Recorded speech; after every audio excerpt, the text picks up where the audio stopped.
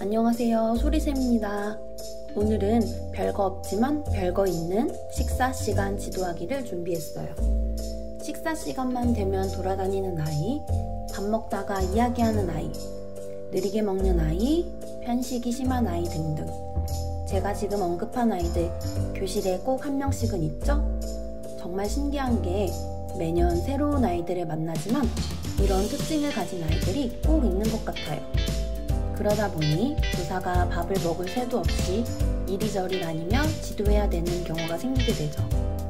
결국 포기하고 앉아서 밥을 먹고 있으면 여기저기서 우는 소리가 나기도 하고요. 그래서 오늘은 이런 아이들을 어떻게 지도하면 좋을지 꿀팁과 함께 알아보려고 해요. 우리 모두 편하게 앉아 밥을 먹을 수 있는 그날이 오기를 바라며 오늘의 영상 시작해 볼게요. 영상 시작 전 좋아요와 구독 꼭 눌러주세요. 선생님의 어린 시절 식습관은 어땠나요? 전 떠올려보면 밥을 씻지 않고 입안 가득 물고 있다가 혼났던 기억이 많아요. 또 싫어하는 음식을 억지로 먹으려고 하다가 헛구역질을 하기도 했고요. 어른이 된 지금은 스스로 음식을 골고루 먹게 되었지만 그땐 왜 그랬는지 그렇게 밥을 먹기 귀찮고 골고루 먹는 것도 싫었던 것 같아요.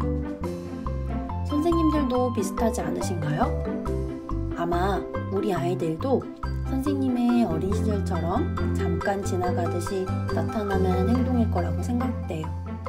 그래서 오늘은 이 또한 지나가리다 라는 가벼운 마음을 가지고 편식하는 아이, 돌아다니는 아이, 느리게 먹는 아이에 대해서 이야기를 해볼게요. 먼저 편식하는 아이예요. 편식을 하는 이유는 간단하죠? 그 음식이 먹기 싫어서.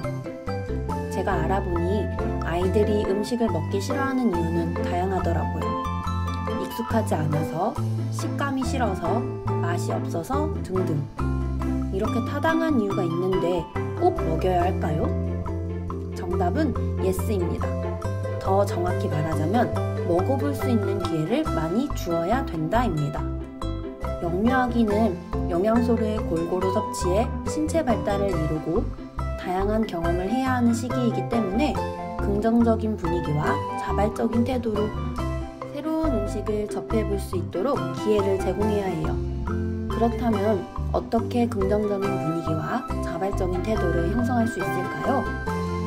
먼저 첫 번째, 공감대 형성하기입니다. 과연 아이들에게 토마토는 피를 맑게 해줘, 시금치는 내 몸을 건강하게 해줘, 파프리카는 감기에 걸리지 않게 해줘 라고 말한다고 싫어하던 음식을 먹을까요? 물론 컬러푸드 이야기를 들려주는 것도 편식을 해결하는 좋은 방법이에요.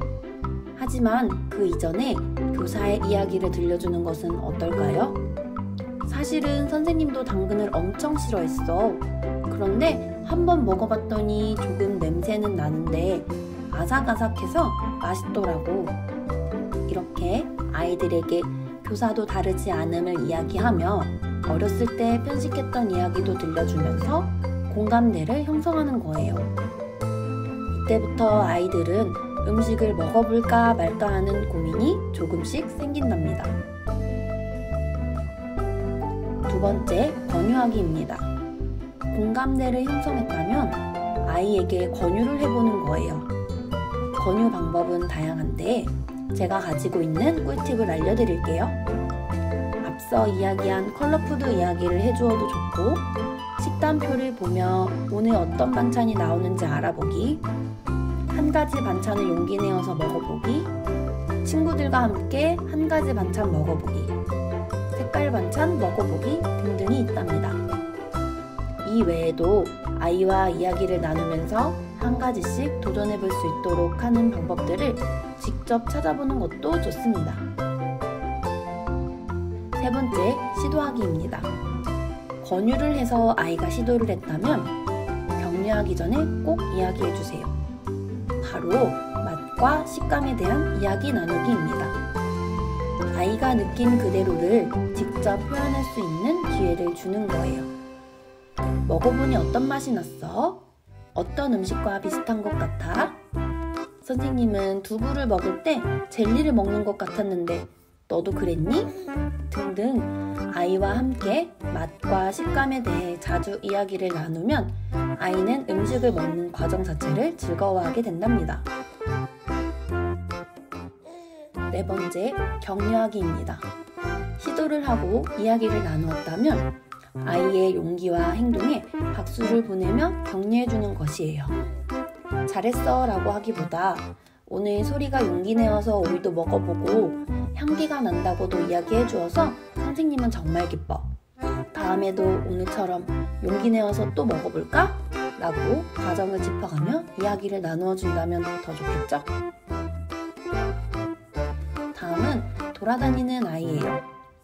도대체 왜 가만히 있지 못하고 이리저리 돌아다니고 이것저것 만지면서 식사를 할까요? 정답은 아주 간단해요. 저희가 마주하고 있는 대상이 성인일까요? 아니면 유아일까요? 바로 유아예요. 과연 한 자리에서 앉아서 30-40분을 밥을 먹는 일이 유아들에게 쉬운 일일까요? 저는 절대 아니라고 생각해요. 그럼에도 불구하고 저희는 이 유아를 지도해야겠죠? 이 경우는 아이와 충분한 대화를 나누는 것이 방법이에요. 급식실에서 돌아다니면 안 되는 이유와 음식을 돌아다니면서 먹으면 안 되는 이유를 아이와 이야기를 나누고 스스로 깨닫게 하는 거예요. 그 후에 아이가 변화되는 모습이 조금이라도 보인다면 아낌없이 격려를 해주는 것이죠. 의자에 앉아서 많이 먹기 힘들었을 텐데 오늘은 바르게 앉아서 먹고 있구나. 소리가 바르게 앉아서 먹으니 옆에 친구들도 불편해하지 않고 너무 좋아하는 것 같아. 우리 지금처럼 바르게 앉아서 남은 밥도 먹어볼까? 라면서 아이의 행동을 그대로 읊어주며 짧은 시간이라도 격려해주는 것입니다. 마지막은 느리게 먹는 아이예요. 느리게 먹는 이유도 정말 다양해요. 턱 근육이 아직 발달하지 않아서, 피곤해서 멍하니 있기 때문에, 먹고 싶은 음식이 많지 않아서, 먹는 것에 관심이 없어서, 옆 친구와 이야기를 나눠서 등등 다양한 이유로 음식을 느리게 먹죠. 그런데 이 다양한 이유를 가진 아이들에게 한 가지 공통점이 있어요. 바로 자기가 느리게 먹는 걸 알고 있다는 것이죠. 그렇기 때문에 이러한 일이 반복되다 보면 식습관이 고정될 수 있기 때문에 고치기가 더 어려워질 수 있어요. 따라서 이 경우에는 교사가 도움을 주는 것이 포인트랍니다. 첫 번째, 신체적인 측면의 이유일 경우 음식의 양을 조절해줍니다. 다른 아이들보다 양을 적게 주어 속도를 맞출 수 있도록 해주는 것이에요. 처음에 적은 양으로 시도를 해서 식판을 다 비우는 기쁨을 느끼게 해주고 점차 이야기를 나눠가며 양을 늘려가는 겁니다. 두 번째, 그 외의 이유일 경우 교사가 옆에서 함께 식사를 합니다.